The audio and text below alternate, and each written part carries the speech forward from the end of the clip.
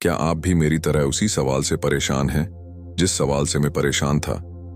क्या आपका दिमाग आपको काफी ज्यादा परेशान करता है, या आप घर की प्रॉब्लम को लेकर उदास रहते हो और इस बीच शांति के कुछ पल खोजने की कोशिश करते हो जो मानो आपकी दुनिया से बाहर हो गए हैं, या शांति आपके जीवन में थी ही नहीं तो परेशान ना हो?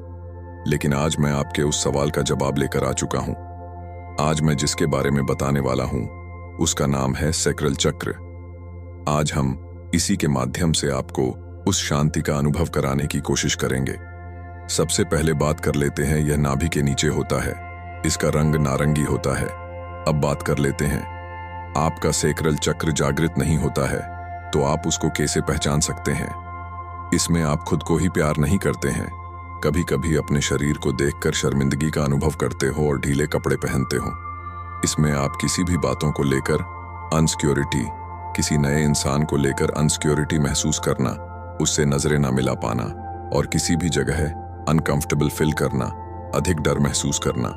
क्या आपको इन सभी का सामना करना पड़ता है? अगर आपके जीवन में यह सभी बातें घटित हो रही हैं तो यह वीडियो आपके लिए ही हम लेकर आए हैं।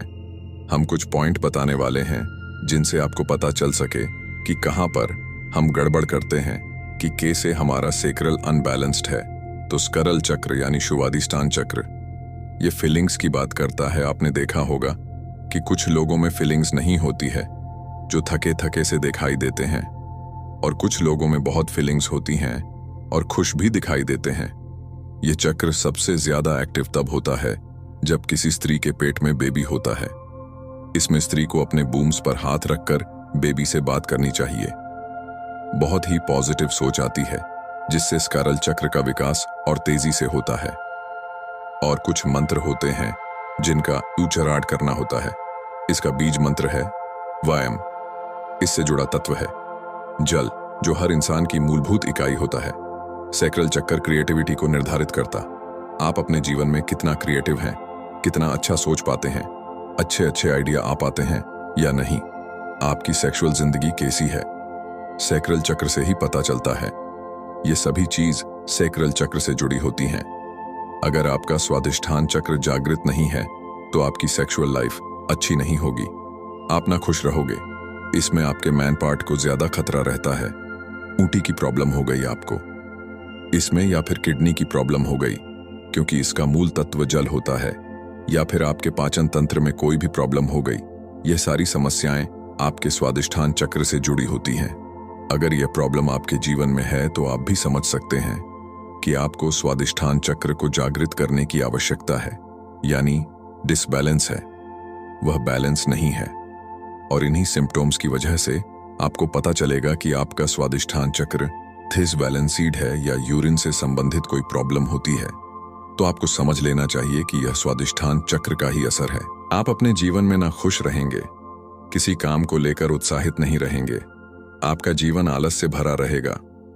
अगर आपका स्वादिष्ठान चक्र अगर जागृत है तो आपका जीवन उत्साह से भरा रहेगा, खुशियों से भरा रहेगा।